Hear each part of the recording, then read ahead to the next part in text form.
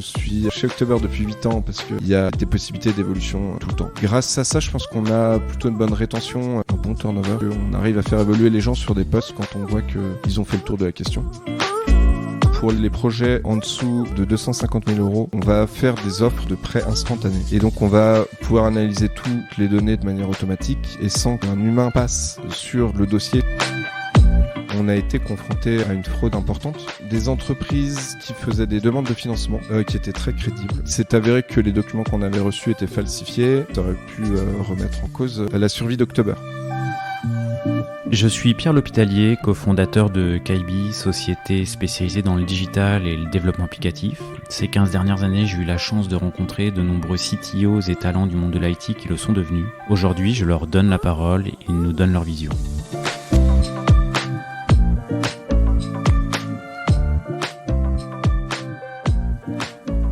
Eh bien, aujourd'hui, je suis en compagnie de Julien Guépin, qui est le CTO d'October. Merci Julien d'avoir accepté l'invitation et puis d'être venu jusqu'à nous.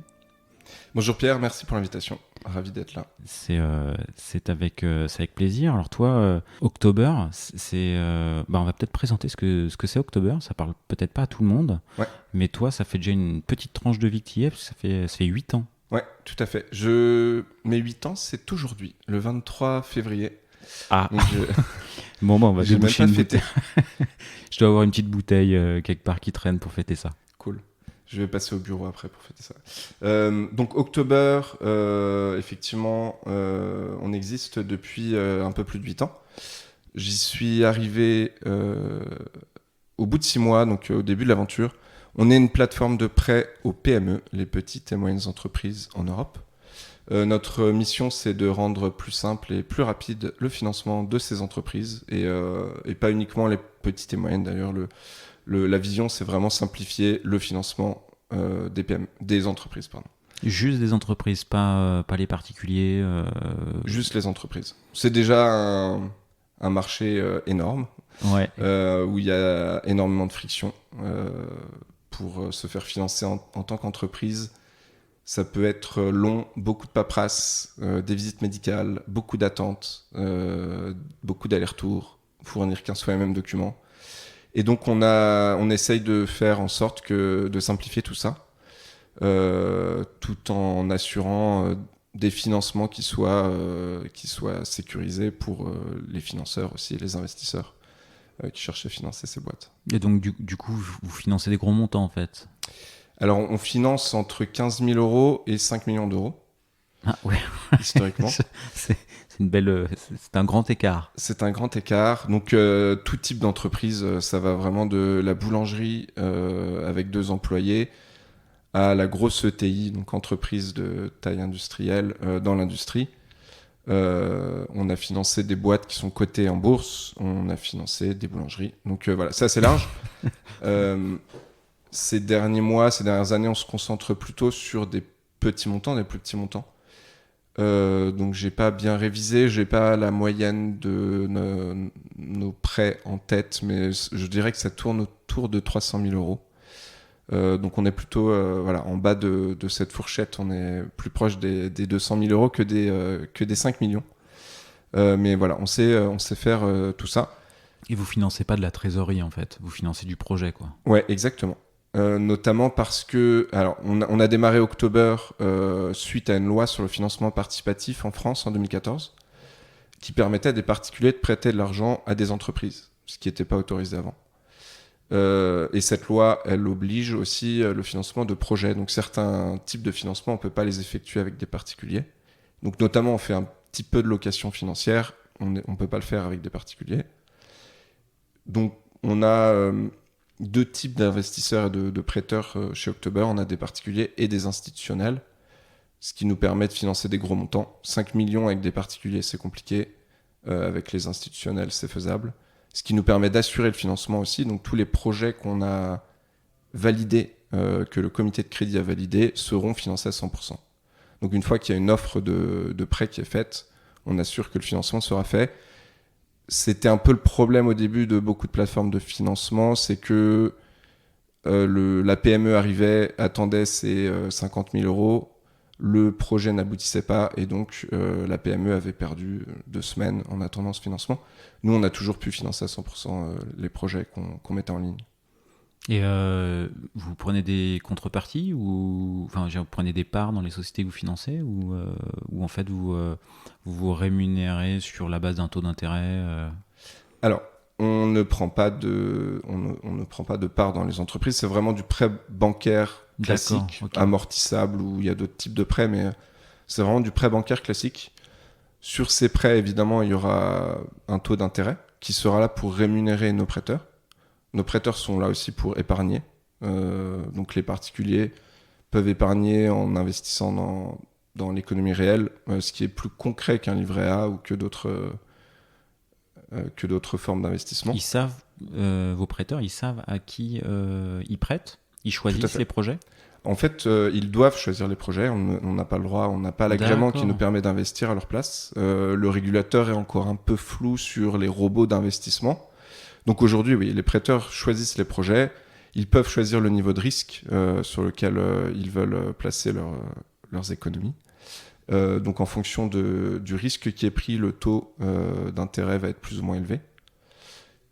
Et ils vont pouvoir choisir aussi du coup le pays dans lequel ils veulent prêter, le type d'industrie. Ils vont pouvoir choisir la durée. Donc je sais que moi, je vais avoir plus de mal à prêter sur un projet sur 84 mois qu'un projet sur 48 mois, parce que 84 mois, pour moi, c'est loin. C'est loin. Donc voilà, les prêteurs choisissent eux-mêmes les projets. Un des défis, c'est que on doit communiquer sur le risque aussi. C'est des placements qui sont forcément risqués, beaucoup plus qu'un... Il n'y a rien de garantie en fait. Les prêteurs, ils peuvent tout perdre, quoi.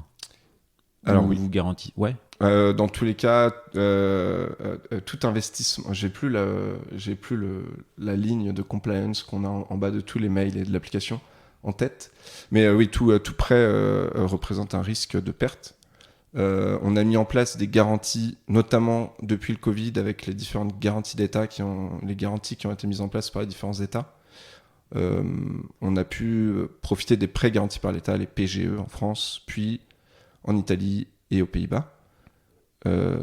Et donc, c'est ce qui garantit une partie du capital sous certaines conditions.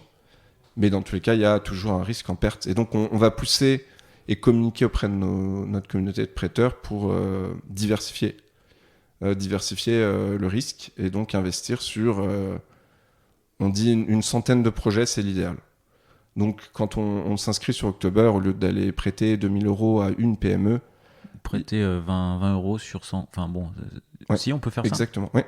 En fait, les prêts donc côté particulier vont de 20 à 2000 €. Et donc, il est possible de prêter 20 € sur 100 PME. Ah, tu peux pas prêter 10 000 € si c'est 20, 2000, ça limite quoi. Ok. 2000 est la limite maximale et... C'est du réglementaire ou c'est ce que vous avez... C'est du réglementaire. Alors en France, la limite était à 3000, mais on s'est adapté pour avoir la même limite dans tous les pays. Donc on a ouvert, au-delà de la France, on a ouvert en 2016 en Espagne, puis en 2017 en Italie, puis en 2018 aux Pays-Bas, puis en 2019 en Allemagne. Et on a essayé d'aplatir un peu les règles. Donc chaque pays a son propre régulateur, a sa propre régulation.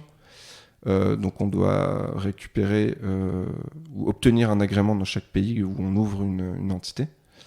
Ce qui était long, compliqué et qui va bientôt être simplifié par ce qu'on appelle l'ICSP, qui est ICSP, j'ai pas l'acronyme en tête, qui est une réglementation européenne qui a bientôt 1 an et qui entre en application en novembre prochain, qui permet d'avoir une norme commune, une règle commune à tous les pays d'Europe sur le financement participatif, et ce qui va nous permettre d'ouvrir plus facilement le financement à tous les pays d'Europe.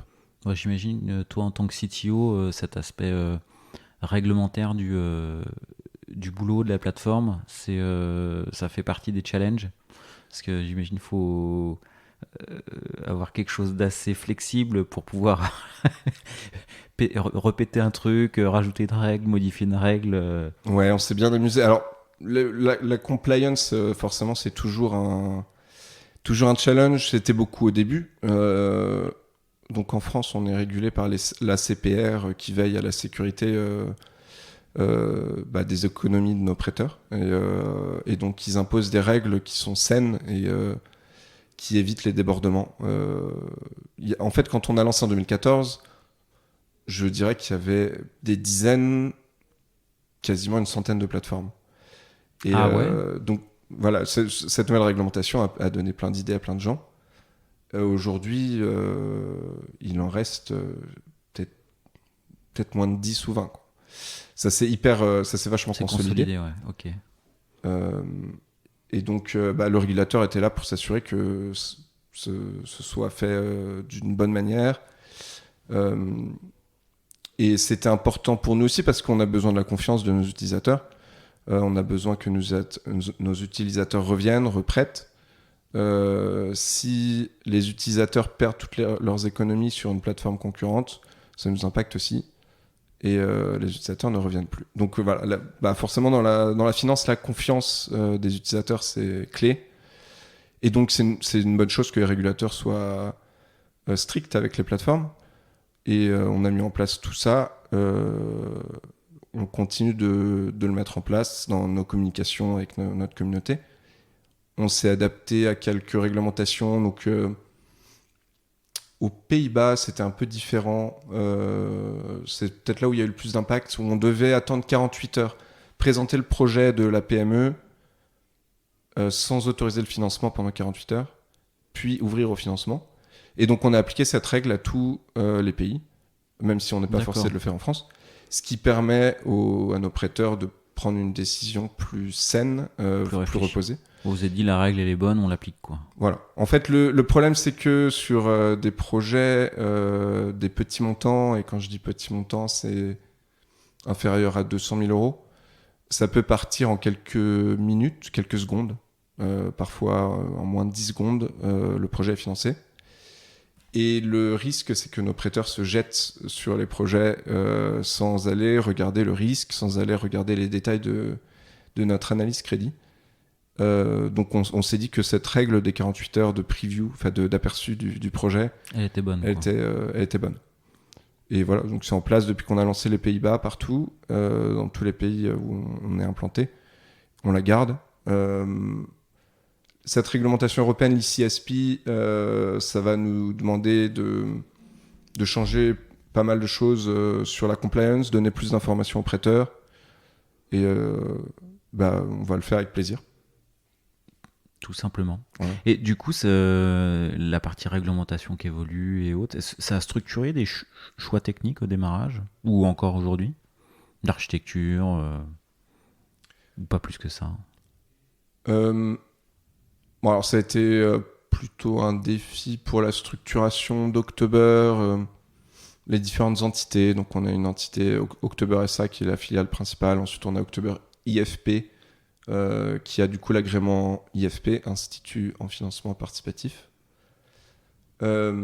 Techniquement, le plus gros challenge ça a été quand on a lancé l'Espagne, où là on se retrouvait avec des prêteurs de 2 pays. Et donc c'était le début un peu de l'internationalisation pour nous. Ah, c'était le premier pays, tu veux dire, que vous avez ouvert? En dehors de la France, ouais. Ouais, ok. Et donc là, il a fallu qu'on... C'était il y a longtemps, je me souviens plus exactement. Mais c'est là qu'on a dû adapter notre code pour qu'il fonctionne... notre code et notre plateforme pour qu'elle fonctionne dans 2 pays. Ensuite, une fois qu'on savait gérer deux pays, lancer le 3e, puis le 4e, puis le 5e, c'était pas... Enfin, on avait fait les bonnes modifications pour que ce soit facile à étendre, quoi. Ok, vous n'avez pas simplement dupliqué puis repartir de... Vous avez isolé un socle réutilisable? Ouais, alors effectivement, ça aurait pu être un choix de faire une plateforme séparée. Et il y a certains acteurs du marché qui vont soit juste dupliquer effectivement le code et repartir sur une plateforme vierge dans un nouveau pays. On a choisi de garder une seule plateforme, un seul produit et de faire du cross-border. Donc, les prêteurs français vont pouvoir prêter à des PME espagnoles, les Espagnols vont pouvoir prêter à des PME néerlandaises, etc. Donc, le cross-country, cross-border, C'était aussi un défi sur comment est-ce qu'on va prélever du coup les taxes, comment est-ce que on va gérer la TVA. Enfin, c'est une problématique de flux après. Mais c'est intéressant de se dire je peux prêter à toutes les PME européennes. Et t'as pas des problématiques de localisation des plus-values? Non, C'est-à-dire je sais pas si tu prêtes à une PME néerlandaise et que ah oui, non, c'est un prêt en fait, donc t'es pas rémunéré sur de la revente d'actions ou co-caisse derrière, donc il n'y a pas de notion de plus-value en fait dans vos dans les prêts que vous faites. Alors du coup, en fonction du risque, un taux d'intérêt va être fixé par nos modèles de scoring, par nos analystes crédit. Ouais. Et donc, je vais être rémunéré 6% sur... j'allais dire une boulangerie néerlandaise, mais ils n'ont pas trop ça là-bas. Un restaurant de boulettes aux Pays-Bas. Ok. Je vais être rémunéré 6% pendant 48 mois. Et sur ces intérêts, je vais payer en tant que Français à la fois l'impôt sur le revenu et ce qu'on appelle la CSG, CRDS. Donc en fait, October, on va prélever à la source des taxes sur ces intérêts et on va déclarer du coup les taxes prélevées. Donc les prêteurs ne s'occupent de rien, on s'occupe de tout. Et en fait, on s'est occupé de la complexité dans cette histoire et les prêteurs n'ont pas à réfléchir. Effectivement, j'ai gagné 6% d'intérêt, mais sauf que l'entreprise a fait faillite. Parce qu'il y a ça aussi, donc comme je le disais, chaque prêt représente un risque de perte. Ouais. On a des entreprises, des PME qui vont être en difficulté et donc qui vont payer en retard.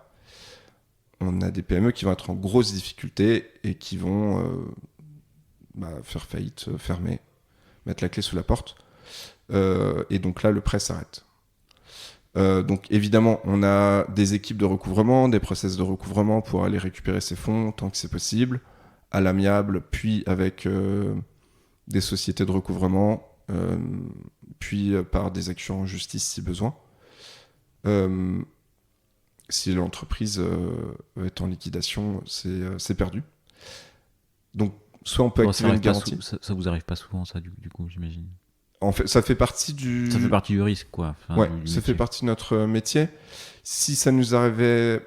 Trop souvent, on ferait moins confiance. On ne ferait pas confiance, on n'aurait plus d'utilisateurs. Si ça nous arrivait trop peu souvent, ça veut dire qu'on ne prendrait pas assez de risques. Ouais, alors du coup, j'allais te demander, parce que vous, l'enjeu, c'est savoir prendre le bon risque, le business model, tout en simplifiant les démarches. C'est un peu la plus-value, la valeur ajoutée que vous aviez par rapport à des banques traditionnelles qui vont demander 1000 papiers aux prêteurs et à ceux qui reçoivent l'argent. Comment vous faites pour... sans révéler peut-être les secrets mais voilà, c'est quoi, qu'est-ce qui vous permet d'aller plus vite et de demander moins de choses? Ouais, alors du coup on a essayé de développer la meilleure expérience utilisateur possible pour les emprunteurs. Donc le patron de PME, souvent il n'a pas que ça à faire que de passer du temps à chercher un financement. Il a envie de faire tourner sa boîte, donc il a envie que ça aille vite, il a envie que ce soit simple parce qu'il y en a beaucoup qui ne sont pas forcément très techniques financièrement. Donc on va aller collecter des données de manière automatique. On a des fournisseurs de données qui nous permettent de récolter énormément de données. C'est le cas notamment en France, Espagne, Italie, où les entreprises doivent publier leurs données financières. Et donc on peut les récupérer facilement. Donc en France, chaque entreprise doit publier ses résultats auprès des tribunaux de commerce. On peut récupérer ces données auprès de fournisseurs de données. Si on n'arrive pas à récupérer ces données de manière automatique, on va demander des documents qui sont vraiment classiques. Donc en France, ça va être l'alias fiscal, donc bilan, compte de résultats. On a développé assez tôt des extracteurs de ces documents. Donc on va pouvoir déjà classifier les documents qu'on reçoit, savoir ok, ça c'est une liasse fiscale, ok, ça c'est un relevé bancaire. Je le classifie. Ok, ça c'est un bon résultat. Et ensuite voilà, c'est la conclusion qui nous intéresse aussi. Une fois qu'on l'a classifié, on en extrait les données, et puis une fois qu'on a extrait les données, c'est comme si on les avait récupérées auprès de fournisseurs de données. On avait au début d'octobre des ratios financiers un peu bêtes et méchants qui nous permettaient de faire un pré-filtre. On a ensuite développé des modèles de scoring beaucoup plus poussés, basés sur du machine learning, notamment grâce, on l'a appelé MacPie, et puis on vient de le renommer Financial X-Ray. Mais on a développé ça en 2019, quand on a lancé notre équipe data, avec Tejas, qui est notre Head of Data, qui était notre premier data scientist. On a construit du coup un data lake en se basant sur l'open data française. Donc on a la chance en France d'avoir énormément d'open data, notamment sur les entreprises. Et donc toutes les données sur l'identité de toutes les entreprises françaises, que ce soit du coup l'identité, les dirigeants et les résultats financiers des entreprises françaises sont publics. Les tribunaux de commerce les mettent à disposition dans des formats qui sont à transformer. Sinon ce serait pas drôle. Ce qui nous a permis de construire une base des 10 millions d'entreprises françaises, une bonne partie de leurs résultats financiers, et de regarder les événements de l'entreprise. Est-ce que l'entreprise qui a tel résultat financier il y a 18 mois a un événement de liquidation judiciaire 18 mois plus tard. Ouais. Donc voilà, du machine learning sur ces données qu'on a... Et du coup, vous avez combien de boîtes? Enfin, toutes les boîtes? Alors en France, ouais, on a 10 millions de boîtes. Et ça, vous avez réussi à utiliser les données et l'historique des données de 10 millions de boîtes qui vous permettent de... Pour entraîner du coup ce scoring. Et donc... du coup, ça devient très fin, quoi. Enfin ouais, ça donne quand même des choses assez fines et assez pertinentes, quoi. Ouais, tout à fait. Pour prédire. Tout à fait. On a des très bons résultats sur ce modèle. On a pu du coup le backtester, regarder par rapport aussi à notre portefeuille, puisque ce modèle il est entraîné par rapport aussi à notre cible. Les modèles sont entraînés par rapport à des données en entrée. Si les données en entrée changent, les données en sortie ne seront plus bonnes. Donc on l'a entraîné par rapport aux PME qu'on finance aussi. Et on a pu étendre du coup ce modèle MacPie, Financial X-Ray, en Espagne, où on a pu trouver aussi des datasets d'entraînement, puis en Italie, et puis là on est en train de l'étendre, enfin on l'a étendu d'ailleurs aux Pays-Bas et puis en Allemagne. La particularité de ces deux pays, c'est que c'est plus compliqué de trouver des données financières. Les entreprises ne doivent pas publier leurs chiffres. Il n'y a pas vraiment de standard sur les liasses fiscales, les bilans, comptes de résultats. Donc c'est plus compliqué de faire de l'extraction.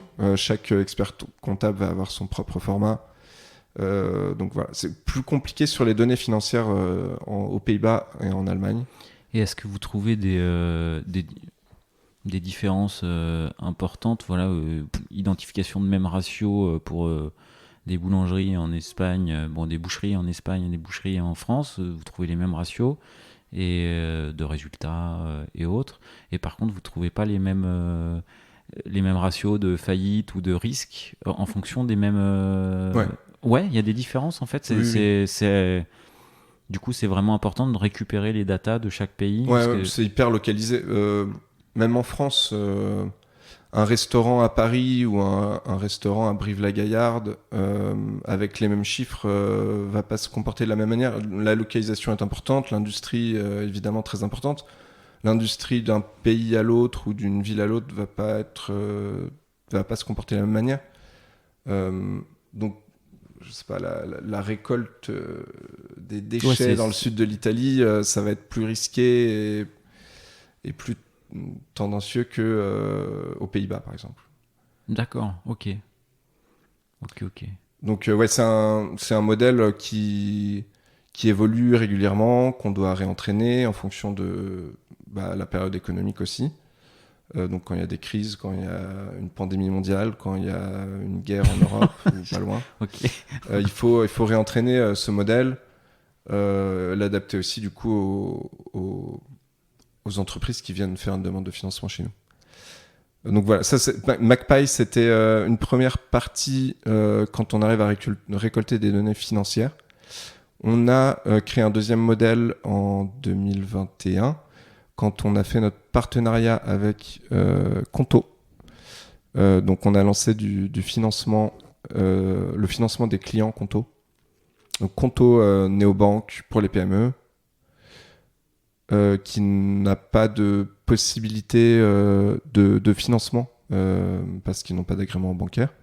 Et donc ils ont fait appel à nous pour qu'on puisse financer les PME clientes de Conto. Ces PME, c'est plutôt même des TPE, très petites entreprises, chez Conto.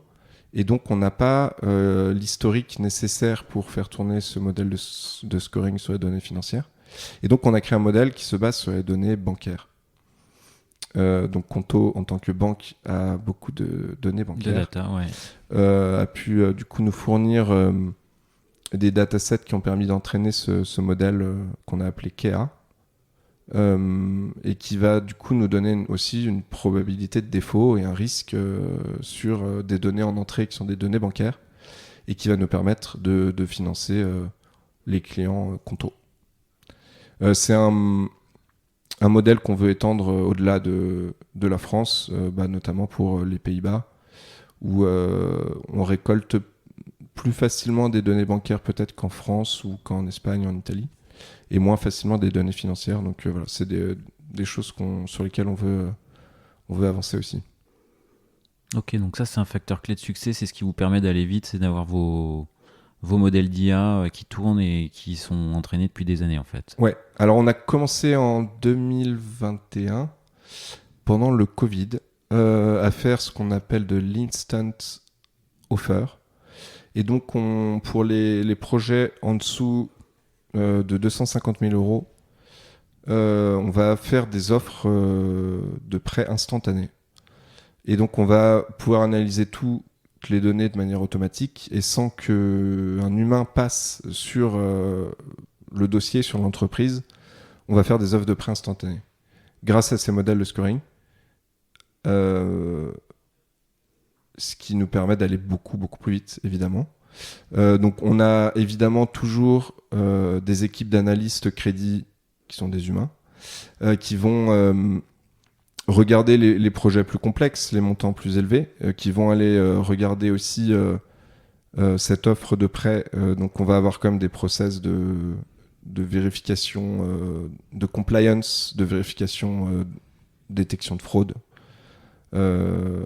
qui sont faites par des humains. Mais on va pouvoir aller beaucoup, beaucoup plus vite dans le début du process. Détection de fraude, parce que vous y avez été confronté du coup, j'imagine. Ouais, tout à fait. Alors assez tôt dans l'histoire d'October, je pense que c'était la première année, je dirais en 2015, on a été confronté à une fraude importante. Donc c'était des entreprises qui faisaient des demandes de financement qui étaient très crédibles. Le process était parfait, les chiffres étaient très bons, l'emprunteur était très réactif pour nous fournir les documents, répondre aux questions. Donc sur le papier c'était très beau. Et donc on a financé un premier projet pour 500 000 euros avec notre communauté de prêteurs. Et voilà, ce projet commençait à rembourser ses échéances, tout se passait bien. On a reçu d'autres demandes de financement qu'on a réussi à lier à ce premier projet en se disant c'est bizarre. Sur le site, ils ont en fournisseur le premier projet. Et donc on contacte le premier projet, il dit oui, c'est un bon client. Et on commence à trouver des choses bizarres. On va sur place, on est allé dans leur bureau sur place. Il y avait des humains qui travaillaient, mais tout était mis en scène. Et on a reçu, je crois, 3, 4, 5 demandes de financement liées à ce projet. Il s'est avéré que les documents qu'on avait reçus étaient falsifiés, avaient été validés par le greffe du tribunal de commerce parce qu'ils n'ont pas d'obligation de validation des documents. Ce groupe de personnes avait été aussi en train de commettre des fraudes auprès d'autres institutions financières, donc des banques. On estime entre 5 et 15 millions aujourd'hui le préjudice, de ce montage. En tout cas, ça aurait pu atteindre ces montants-là. Et c'était quoi? C'était du Ponzi, rembourser le premier prêt avec ceux avec les prêts qu'ils demandaient derrière et à la fin, ils partent avec la caisse? Oui, probablement. Probablement qu'au bout d'un moment... Probablement, vous n'êtes pas arrivé jusque-là. Non. Probablement qu'au bout d'un moment, on n'aurait plus de nouvelles ni des emprunteurs, ni notre argent. Mais donc, on s'en est rendu compte assez vite et on a pu geler les fonds. On a pu poursuivre en justice ces gens qui aujourd'hui sont en prison pour partie. Il y avait des histoires aussi de pots de vin, par rapport à des personnes dans des banques. Donc voilà, c'était un montage complexe. C'était une préparation de 6 mois avant de commencer à passer à l'attaque. Et donc nous, c'était au début de l'histoire d'October. Comme je le disais tout à l'heure, on a besoin de la confiance, évidemment, de nos utilisateurs. Et donc, c'était un moment stressant. Et ça aurait pu remettre en cause la survie d'October. On a réagi à temps, heureusement, et on a beaucoup appris du coup de tout ça. On a mis en place des process qui nous permettent d'éviter ça. Et on a mis en place des outils automatisés qui nous permettent d'éviter ça. Donc chercher déjà des relations entre les demandes de financement qui nous permettent de mettre en avant ces liens-là. Ouais, ça se met à clignoter tout de suite, quoi. Voilà. Détecter les modifications sur les documents, c'est quelque chose qu'on fait depuis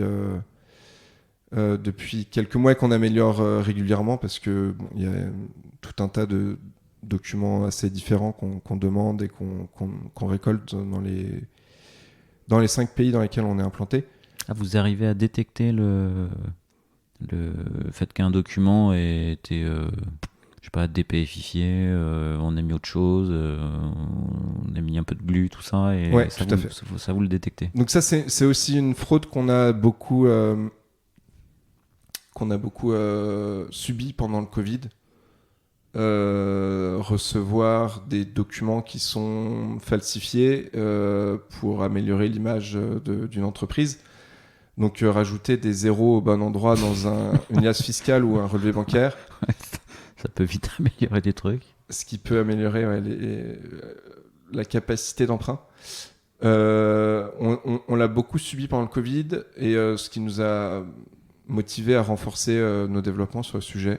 Et donc on a développé un module qui s'appelle DocX-Ray qu'on a développé pour nous en interne d'abord et qu'on commercialise aussi maintenant à d'autres institutions financières via October Connect. DocX-Ray, ça va permettre déjà de classifier les documents, de les extraire, d'en extraire le contenu dans un format qu'on peut processer par une machine.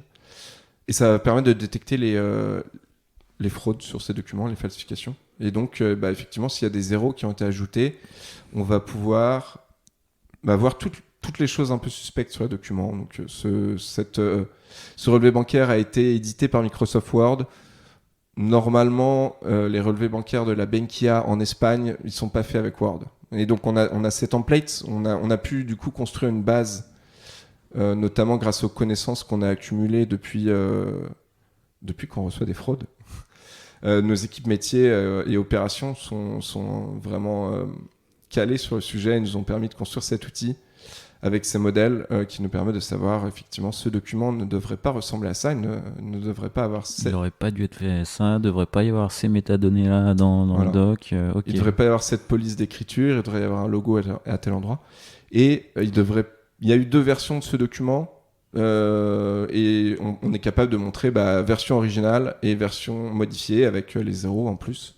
Et donc comparer tout ça. Et du coup, l'alias fiscal, c'est quand même un document pas si trivial que ça. Quand on rajoute un zéro quelque part, en vrai, faut en rajouter d'autres dans d'autres bonnes cases, à d'autres bons endroits pour qu'il y ait une cohérence comptable au truc. Vous faites des contrôles de cohérence entre certaines cases un peu sensibles qui doivent être impactées. En fait, effectivement, alors en tout cas en France, j'ai moins la connaissance sur les autres formats. Mais c'est probablement la même chose. En France, effectivement, en additionnant plusieurs lignes, on va forcément retomber sur une autre ligne. Et donc, il y a des checks de cohérence qui sont faisables relativement facilement. Ouais. Ce qui nous permet d'éviter. Ok. Bon, bah, pas mal de. C'est sympa de se plonger un peu dans le produit, dans le métier, parce que bon, on en déduit tous les sujets, enfin une partie des sujets IT que tu dois gérer et qui te retombent dessus. Ouais. Et on voit qu'il y a pas mal de sujets. C'est assez varié, ouais. Il y a beaucoup de sujets, de problèmes à résoudre. Et en fait, voilà, on apprend beaucoup des erreurs, on apprend des défauts de paiement, on apprend des fraudes, pour construire des outils qui permettent de ne pas reproduire nos erreurs et de financer plus vite, mieux les PME. Et alors, du coup, moi, j'aimerais bien qu'on revienne aussi un petit peu à ton histoire, en fait. T'arrives, ton histoire chez October, toi, t'arrives, tout début de l'histoire, vous êtes 5, 6. Aujourd'hui, vous êtes quoi, 130 ? Voilà, on est effectivement 130 dans 5 pays, même 6. On est 2 personnes au Portugal, même si on n'a pas d'entité là-bas. Donc moi, j'arrive effectivement il y a 8 ans. Chez October. Bon anniversaire encore. Merci. C'est mon Octoberversary.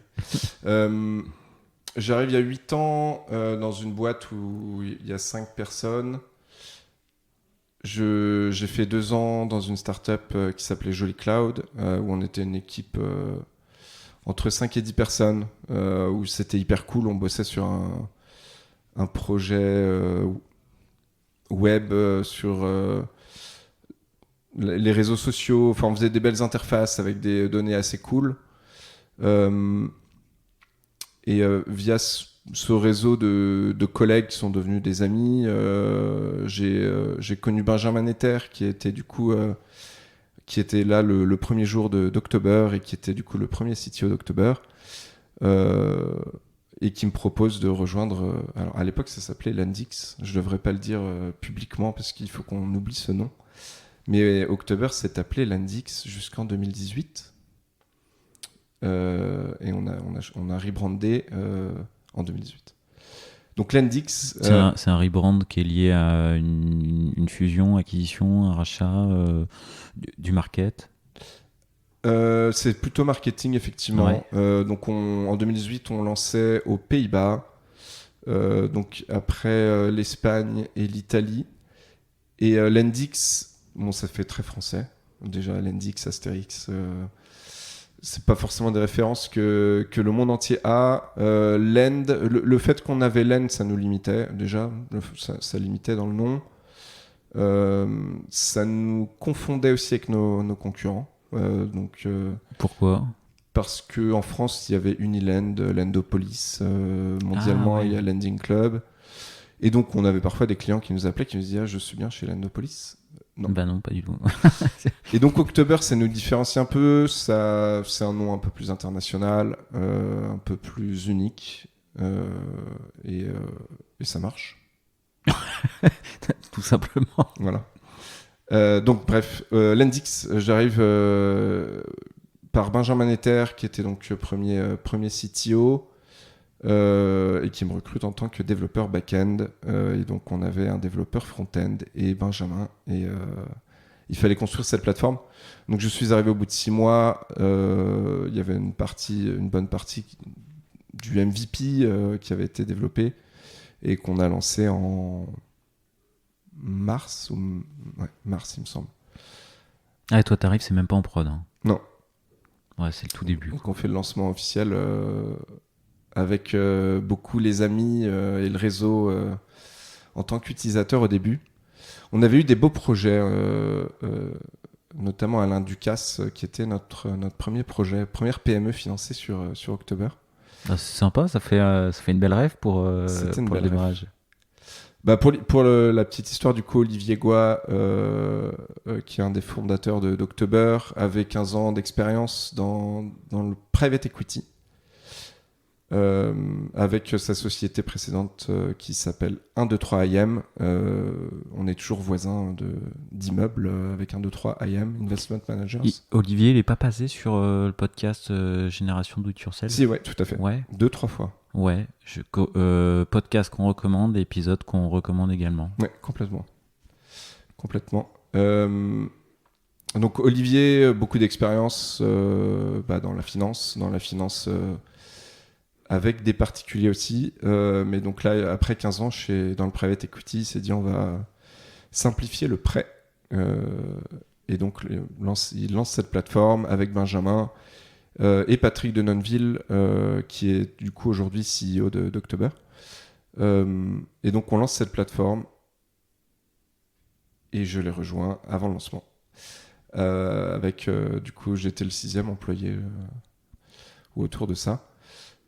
Et donc développeur back-end, on a commencé à recruter un peu dans l'équipe tech. Je suis passé lead back-end pour encadrer les développeurs back-end quelques années après.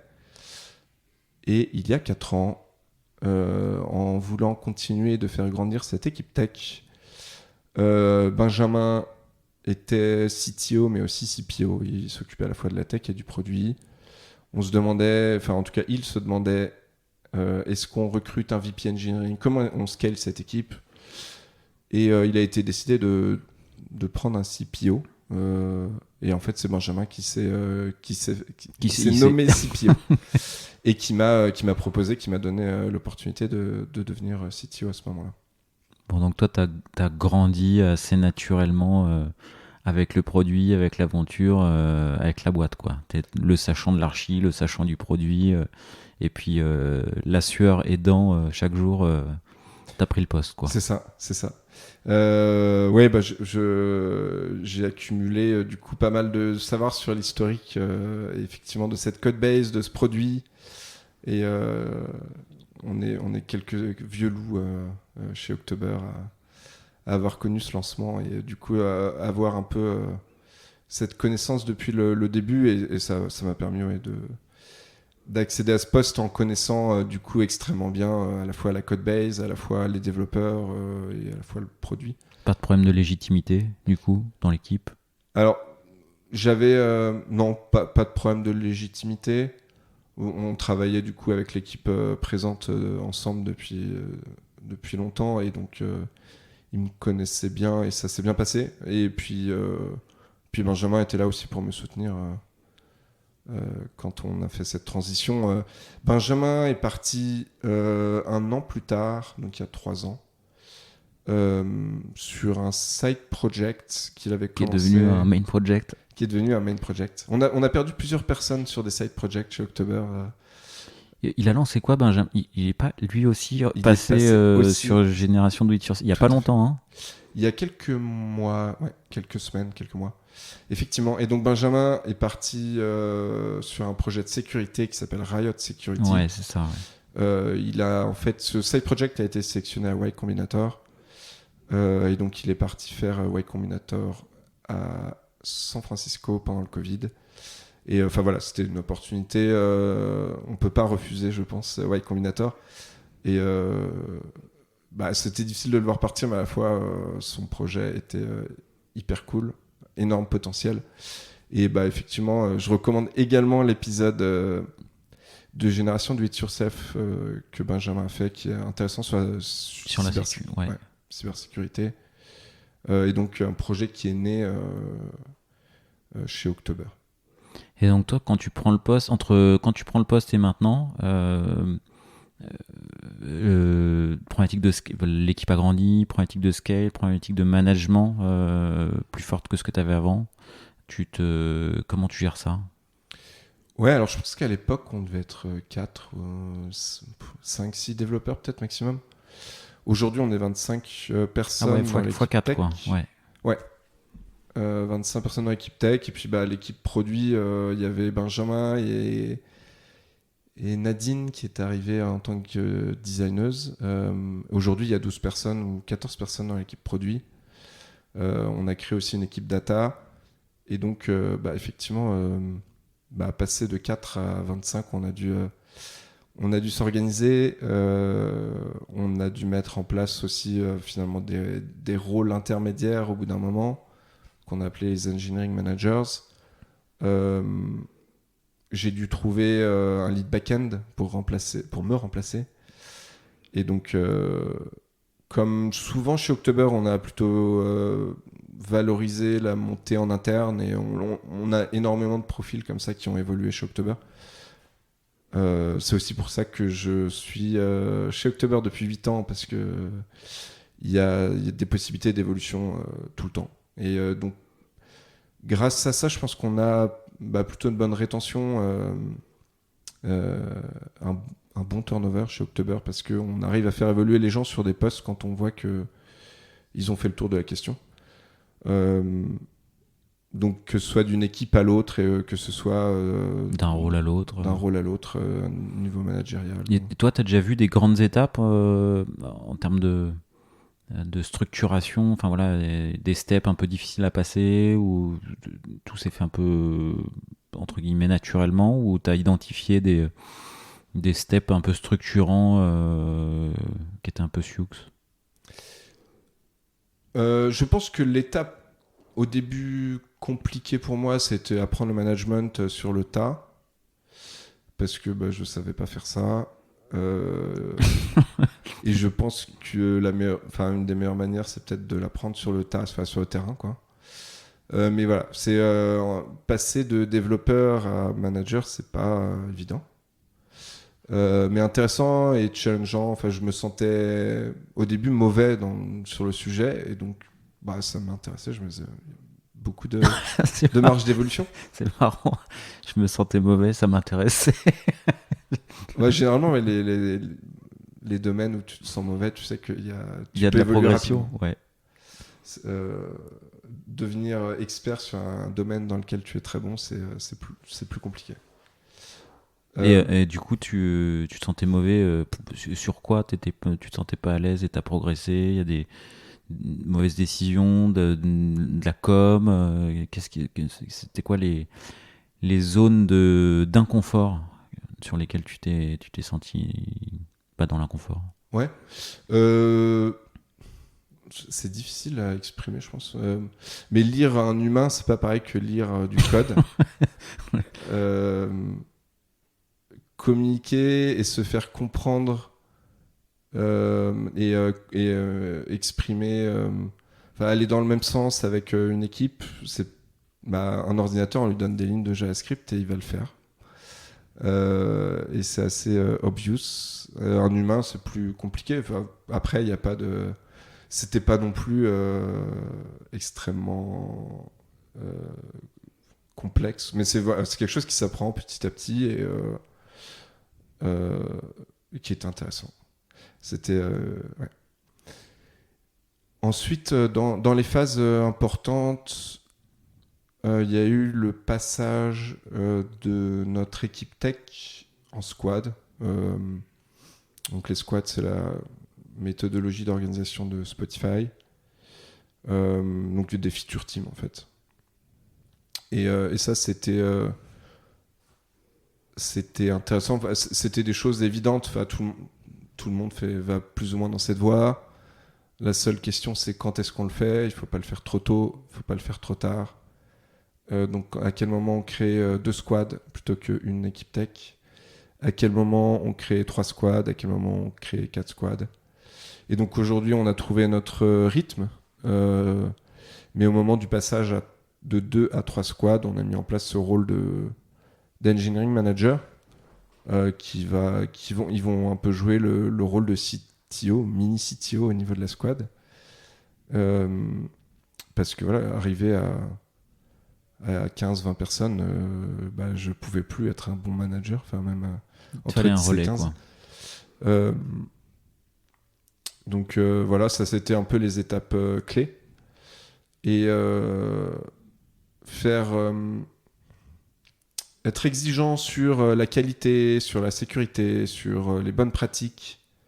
On le fait facilement à 5 parce que on est assis à côté et on se transmet les choses, et puis c'est facile de discuter. À 25, il faut mettre en place les bons outils, les bons process. Il faut souvent répéter les choses.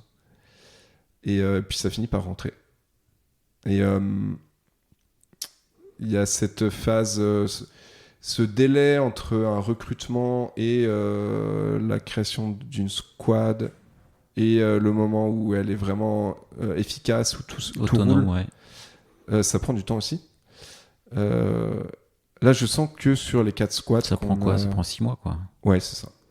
Et si vous est arrivé de vous planter sur un recrutement et de reprendre 6 mois ? Oui. Douloureux. Ça nous est arrivé, heureusement, pas souvent, j'ai l'impression. On est lent pour recruter, je pense. On est assez sélectif. Ça nous a pris du temps pour recruter ces 4 squads complètes. Et parfois, on fait des erreurs de recrutement.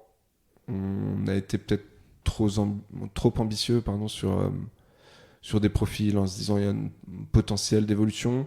Ou alors, tout simplement, il n'y a pas de fit. On a une culture qui nous est propre et il y a des gens qui vont pas vouloir ou pas être intéressés par ça, pas pouvoir s'adapter. Et donc, vaut mieux se séparer au bon moment, plutôt que d'avoir quelqu'un qui tire vers le bas une équipe, quoi. Quand tu dis on est lent pour recruter, vous êtes lent parce que sélectif, parce que vous scalez pas pour scaler, c'est quoi votre process en fait ? Effectivement, on est sélectif, ça nous ralentit. Notre process, on a un premier call de screening où on présente October, on découvre le candidat, on voit s'il y a un fit. On a un test à la maison, donc on laisse une semaine au candidat pour le faire.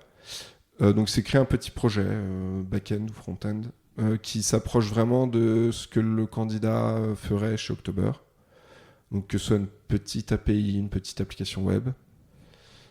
Et qui nous permet... C'est vraiment très représentatif du travail qui sera fourni après par et c'est assez impressionnant. Les candidats qui vont faire des projets simples, qui vont droit au but, et ça se verra après dans le travail réalisé chez October. Donc voilà, c'est un gros filtre à ce niveau-là. Après, on a un entretien technique avec 2 personnes de l'équipe tech. J'en fais encore beaucoup, j'aime bien. Avec des tu les fais pas tous ? Non. Non, plus maintenant. De temps en temps, quand t'as le temps, ouais. On t'appelle, Julien, t'as le temps, viens te dépoussiérer un petit peu, là, on va t'amener sur l'entretien tech. Ouais. Non, je trouve que c'est sympa comme discussion. Donc ça va être des questions techniques, un petit exercice de JavaScript, un débrief sur le projet à la maison qui a été fait. Ça permet aussi de démontrer un peu les pratiques qu'on a chez October, que ce soit sur la qualité, les bonnes pratiques, la code review, l'apprentissage. Parce que quand on recrute des développeurs, des développeuses, on est toujours un peu dans le test et la vente. En fonction des profils, on va vouloir plus tester ou plus vendre. Et on le sait rapidement s'il faut vendre ou s'il faut tester. Et ces entretiens, ils sont là aussi pour ça, quoi. Dès qu'on va poser une question, on va en profiter pour dire voilà comment nous on fait, et voilà pourquoi ça match et pourquoi tu devrais nous rejoindre. Donc c'est important. J'aime bien faire ça. J'aime bien cet entretien technique. Ensuite, on a un entretien produit qui va permettre de montrer un peu, du coup, plus précisément le scope du poste, un peu notre produit. On a souffert, je pense, au début d'October, de l'image du monde de la finance, qui était pas forcément sexy et qui avait même carrément de mauvaise image auprès des développeurs. Ça a beaucoup changé, clairement, énormément changé en 8 ans.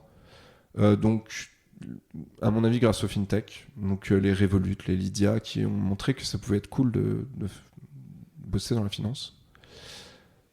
Mais voilà, au début, ça pouvait paraître boring. la finance. Et donc, on avait énormément de candidats qui disaient c'est un domaine qui ne m'intéresse pas. On essaie quand même de montrer en entretien qu'on fait des trucs cool, qu'on a de la belle data visualisation, qu'on a des beaux modèles, qu'on a des challenges techniques, qu'on a des challenges de scalabilité. Et que... Du coup, en début de podcast, quand tu t'expliquais un peu le produit, les contraintes réglementaires, les contraintes, les modèles de data, je pense que c'est bien passé ça, du coup. Il y a d'autres challenges techniques en termes de volumétrie, de temps de latence, de haute disponibilité que vous devez gérer? Ouais, alors un challenge technique qu'on a eu rapidement et qu'on a régulièrement, ça va être effectivement la scalabilité de la plateforme. Donc aujourd'hui, on a 50 000 prêteurs actifs, donc qui vont prêter tous les mois à des PME. On a prêté à 3 000 PME en Europe et on va bientôt atteindre le milliard d'euros prêtés aux PME européennes. Ces prêteurs-là qui s'inscrivent, ils vont vouloir diversifier, comme je le disais, diversifier leur placement et donc venir souvent sur la plateforme prêtée. Nous, quand on fait notre analyse de projet, on va du coup mettre le projet en ligne, 48 heures d'aperçu, puis financement. Quand vous avez un nouveau projet, vous envoyez une notif et potentiellement vous avez pas 50 000, mais 5-10 000 personnes qui viennent dans la journée checker, quoi. Ouais, tout à fait. Alors du coup, on a développé une application mobile pour rendre le prêt plus simple pour les particuliers. On va envoyer un email ou une notification push sur cette application mobile.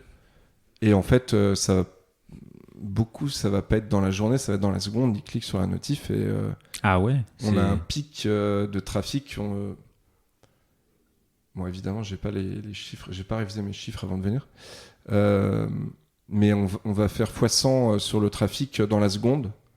Et on va avoir tous ces gens qui veulent absolument prêter pour avoir de la place sur le projet.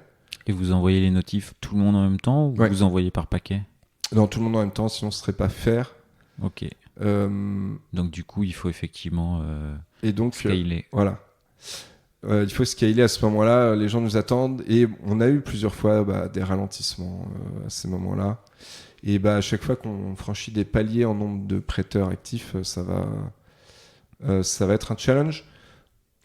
Donc le bottleneck, ça va être la base de données, ou ça va être le cache, ou ça va être nos serveurs d'API, ou ça va être la génération de contrats de prêt. Donc à chaque fois, on a des nouveaux bloqueurs. J'ai l'impression qu'on est un peu débarrassé de ce problème jusqu'à nouvel ordre. Ça fait un moment que c'est vraiment stable et qu'on a bien qu'on tient largement la charge à ces moments-là. Vous avez eu solution cloud avec du scaling automatique du coup? Ouais, alors le scaling automatique, ça marche pas. L'autoscaling, ça marche pas bien pour ça parce que c'est trop lent. Ah ouais? Donc en fait, l'autoscaling, il va regarder dans les 5 dernières minutes, c'est quoi mon nombre de requêtes par seconde, c'est quoi ma latence. Et en fait, donc vous, manuellement, vous augmentez les machines 5 minutes avant... Alors c'est pas manuellement, mais disons qu'on a redéveloppé nos algos d'autoscaling et on peut pas utiliser ceux qui sont proposés par les cloud providers. On a redéveloppé ça. On était du coup sur Heroku pendant 6-7 ans. On a toujours eu un peu une stratégie d'utiliser des services managés, de faire le moins d'infra possible. On n'a pas envie de s'occuper de mettre à jour des serveurs, des bases de données. Donc toujours essayer d'utiliser le plus de managés possible, de se concentrer sur notre produit, notre cœur de métier. Mais on a atteint les limites d'Heroku, Platform as a Service. Et donc, notamment pour ces soucis de scalabilité, on était au max, on avait tous les taquets au max sur les lancements de projets, et donc on allait bientôt être bloqué. Et sur la partie aussi, du coup, October Connect, donc qui est la plateforme SaaS dont je parlais plus tôt. Nos clients, ça va être des institutions financières qui vont avoir des exigences d'isolation de données, de localisation des données, etc., qu'on pouvait pas forcément, auxquelles on ne pouvait pas forcément répondre sur Heroku. Donc on a entamé une migration vers AWS qu'on utilise depuis le début, mais là on a vraiment migré toute notre infrastructure sur AWS depuis l'été dernier. Et donc avec ça, la mise en place d'infrastructures as code qui permettent de déployer facilement notre infrastructure, de l'adapter facilement. Et donc on a pu profiter aussi du recrutement d'un profil DevOps qui est arrivé en début d'année pour s'occuper de ça à plein temps. Et voilà, on a tardé, ça ne manquait pas forcément, mais on a attendu 7 ans avant d'avoir un DevOps. Bah si ça manquait pas. Mais ça marchait, ça roulait. Aujourd'hui, on a des problématiques un peu plus complexes, que ce soit côté infrastructure pour la plateforme, donc pour notre production, que ce soit infrastructure de données. Donc on a aussi un data platform engineer qui nous a rejoint. Mais voilà, on a des gens qui sont là pour réagir quand on voit qu'il y a des problèmes de scalabilité, pour les prédire évidemment. Mais on a ce défi de volume 2 fois par jour quand on lance des projets de PME à financer. C'est 2 fois par jour que vous avez 2 projets par jour à peu près ? Non, en fait on a 2 batchs par jour. D'accord. Bientôt 3. On lance des projets à 11h et à 17h. Donc ça peut être un batch. Donc là, juste avant de venir. Non, c'était à 11h, je crois. On a lancé 4 ou 5 projets. On a ces 2 batchs parce que ça demande quand même d'être disponible au moment où on lance les projets. Donc d'avoir nos équipes support qui sont disponibles, d'avoir les équipes tech qui sont pas trop loin, même si on n'intervient plus là. Les équipes opérations, etc. Donc c'est pour ça qu'on a groupé dans des batchs 2 fois par jour. Des problématiques FinOps ? Pas plus que ça pour l'instant. Pas plus que ça. Bon, ça viendra. C'est pas la priorité pour l'instant, on avance. Mais, Et par curiosité, votre système de notif, vous utilisez Batch ou pas ? Non. J'ai été contacté plusieurs fois par Batch. J'ai reçu Antoine Guénard, CTO, CPO de la boîte sur le podcast, donc je me posais la question. J'ai jamais testé leur produit, mais ça a l'air d'être un beau projet. On utilise OneSignal, qui est gratuit. Et en fait, on peut se permettre ça parce qu'on n'envoie pas de données personnelles, on n'a pas de données confidentielles dans ces notifications. Si on voulait envoyer des notifications un peu plus personnalisées, il faudrait qu'on passe sur un batch ou équivalent. Ok. Ça va être quoi on se revoit dans 1 an et demi, 2 ans. C'est quoi les challenges qui t'attendent et dans 2 ans, on est dans la même pièce, tu me dis j'ai kiffé, j'ai réussi ça et ça serait quoi les ça? Dans 2 ans, on aura 50% de notre chiffre d'affaires qui sera généré par October Connect. Donc October Connect, on met à disposition toutes ces solutions d'analyse de la santé des PME à d'autres institutions financières. Donc que ce soit des institutions publiques comme BPI France, que ce soit des fintech qui n'ont pas forcément d'équipe d'analyse crédit ou qui sont pas outillés, qui vont pouvoir du coup utiliser nos outils de scoring basés sur les données financières, les données bancaires, l'extraction des documents, la détection de fraude, l'analyse de l'historique des dirigeants aussi, notamment pour les fraudes. Le dernier sujet sur lequel potentiellement vous développez des outils que vous vendez marque blanche. Vous pouvez proposer l'outil à United Credit par exemple, ou des boîtes qui font du crédit, quoi. Ouais, tout à fait. Alors United Credit, ils sont plus sur le prêt aux particuliers. Ouais. Ils commencent un peu à s'intéresser aussi aux entreprises. Mais ouais, tout à fait. L'idée, c'est que On met à disposition soit via notre API, soit via notre application web, ces outils de scoring, ces outils d'analyse, en fonction de si le client a des équipes tech, ce sera intégré en barque blanche via notre API et donc ce sera invisible pour l'utilisateur final. C'est presque un pivot de boîte, ça, en fait, là. Enfin, vous passez d'une offre à une deuxième offre qui est side project. Elle est intégrée à la société ou ça se passe comment? Ouais, alors c'est pas vraiment un pivot, c'est la diversification. Il faut diversifier pour ne pas mettre tous ses œufs dans le même panier. On s'est rendu compte tout simplement que tous ces outils qu'on développe pour nous en interne pour prêter aux bonnes PME rapidement, en évitant les fraudes, en automatisant un maximum nos process, ça intéressait d'autres gens. Et notamment pendant le Covid, pendant qu'on était tous confinés, les agences bancaires se disaient je sais pas analyser forcément à distance une PME sans avoir rencontré et serré la main de son patron, sa patronne. Et donc là, les banques ont commencé à manifester de l'intérêt pour nos outils. Et on s'est dit, allons-y. Notre but premier, ça reste de construire ces outils en interne pour faire du prêt. Donc c'est la partie October Lending. On construit ces outils en se basant aussi sur les connaissances de nos équipes métiers, donc analyse, crédit et opération, fraude, etc.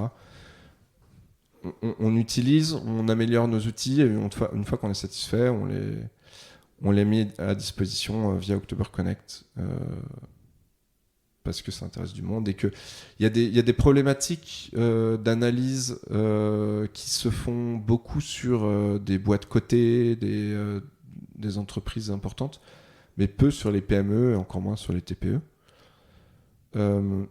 Notamment le dernier module qu'on a sorti s'appelle ESG X-Ray. Donc ESG, ça veut dire Environment, Social Governance. En français, on dit RSE, la responsabilité sociale et environnementale des entreprises. On s'est rendu compte que de plus en plus, nos prêteurs institutionnels ou particuliers étaient intéressés de savoir s'ils prêtaient à des entreprises respectueuses de l'environnement, de leurs employés, etc.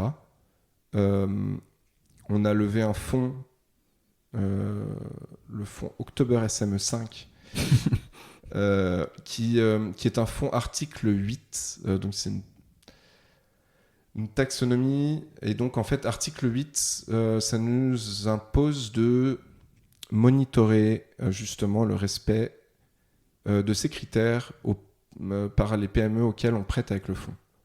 Donc quand on va recevoir des demandes de financement, on va poser les bonnes questions, demander les bons documents pour avoir une estimation du respect de l'environnement social et governance. Et il va falloir qu'on monitore ça aussi régulièrement sur notre portefeuille de PME. On va adapter les taux auxquels on prête en fonction du respect de ces critères-là. Donc une entreprise vertueuse aura un taux plus intéressant et vice-versa. Ce scoring-là, ESG, on l'a construit depuis 6 mois, même 1 an. Et personne ne fait ça en Europe sur les PME. On a beaucoup de solutions d'analyse de l'impact carbone des entreprises qui existent. Mais sur des critères un peu plus larges, je ne pense pas me tromper en disant qu'on est les premiers à le faire. Et ça intéresse énormément d'institutions financières aussi. Donc voilà, sur October Connect, c'est le dernier bébé, c'est ESG X-Ray, analyser le respect de ces critères par une entreprise européenne. Bon, ça fait effectivement déjà pas mal de projets pour les 18 mois, 2 ans à venir. Ouais. J'espère que, pourquoi pas, on se revoit dans 2 ans, puis on voit ce qui s'est... si les objectifs sont atteints. Avant de se quitter, j'ai quelques questions. Ouais. Les dernières. Est-ce que toi, tu as une expression, une phrase qui t'accompagnent? Alors, j'ai pas forcément d'expression spécifique. Il y a beaucoup dans la culture engineering d'October, dans les valeurs d'October, des concepts qu'on essaye de suivre. Alors des classiques KISS, Keep It Simple, Dry, Don't Repeat Yourself, Yagni, You're Not Going to Use It. Donc, c'est des choses qu'on essaye de respecter. Ça fait 8 ans qu'on bosse sur la même codebase chez October. Et si on la respecte pas un peu, ça peut vite partir dans une codebase immaintenable. Donc c'est ces principes qu'on respecte. Après, sur plus le produit, il va y avoir des concepts comme Better Done Than Perfect. Donc j'aime bien que les choses avancent et on teste, on pousse des choses en prod, on teste avec nos utilisateurs et on améliore. Plutôt que d'attendre d'avoir le produit parfait qui sera utilisé par personne. Donc voilà, là-dessus, j'aime beaucoup pousser l'itératif. Ok. Et après, plus dans les process, j'aime bien aussi le Do Things That Don't Scale, qui est une citation, je crois. C'est un petit contre-pied par rapport à ce qu'on peut... Enfin voilà, on aime bien les choses qui scale. Ouais. Alors, je crois que c'est un article en fait de Paul Graham, donc le fondateur de Y Combinator. Do Things That Don't Scale. Donc, il pousse les startups de Y Combinator dans cet article à faire des choses qui ne scalent pas. Et au début, commencer par faire des choses qui... Pareil, quoi, c'est un peu même mindset, quoi. On itère. On POC, on ship, on itère Et tant qu'on n'est pas sûr qu'une solution, un process soit adopté, fonctionne pour toutes les problématiques, ça sert à rien de bosser pendant 3 mois pour l'implémenter de manière parfaite dans le code. Et donc, en fait, on a, chez October, étant établi dans 5 pays avec des PME très différentes, enfin, même en France, on a des cas extrêmement différents d'un projet à l'autre. On doit souvent s'adapter, se dire ok, alors là on aimerait bien faire de la location financière en trimestriel avec un taux variable. Ce serait cool, mais il y a 6 mois de développement, qu'est-ce qu'on fait? Et tester de faire des choses de manière un peu sale au début qui scale pas, enfin c'est pas forcément sale, mais disons manuel.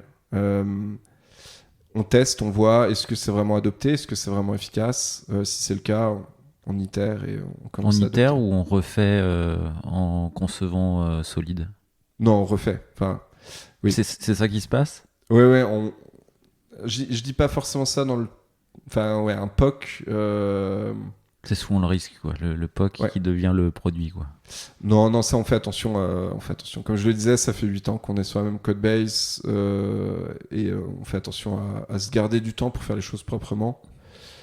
Et en général, si on fait des choses that don't scale, on les met pas dans notre codebase principal, notre produit principal. On va les faire un peu on the side. Ok. Avant-dernière question. Est-ce que tu aurais un titre à cet épisode? C'est une bonne question. On a parlé de plein de sujets différents. Ouais, je saurais pas résumer en 3 mots. On a parlé de recrutement, on a parlé d'organisation, d'ouverture à l'international. Est-ce que je t'en propose un? Ouais. Qui résume peut-être pas forcément le contenu, mais que je trouve ça un anniversaire d'octobre en février, pardon. Ouais. Un anniversaire d'octobre en février. Ça me va. Ça te va? C'est parfait. Ça te semble pas mal? Ouais. Ok. Eh ben écoute, est-ce qu'il y a une dernière question que je t'aurais pas posée que t'aimerais que je te pose? Non, je pense qu'on a parlé de choses assez variées. On a bien couvert le sujet October.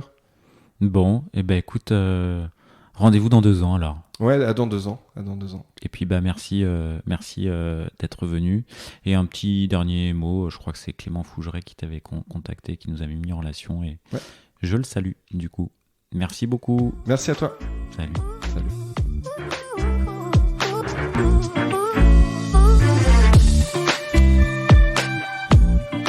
L'épisode est terminé, j'espère qu'il vous a plu, et si c'est le cas, c'est le moment de prendre 2 ou 3 secondes de plus pour 2 ou 3 clics. Un petit clic pour un pouce bleu, ou un petit clic pour un partage aux copains, ou un petit clic pour vous abonner et ne pas rater le prochain épisode. À très bientôt.